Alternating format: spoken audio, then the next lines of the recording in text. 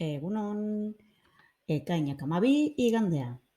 Haurren lanaren aurkako munduko eguna.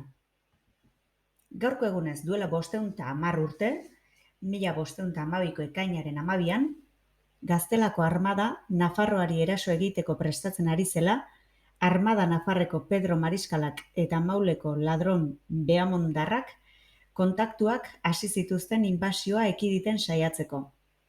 Alferrik ordea, Gaztelako erregearen asmoak irmoak baitziren, eta baldintza gero eta onartezinagoak jartzen zituen Nafarroako errege-erreginek ukatu eta konkista justifikatzeko.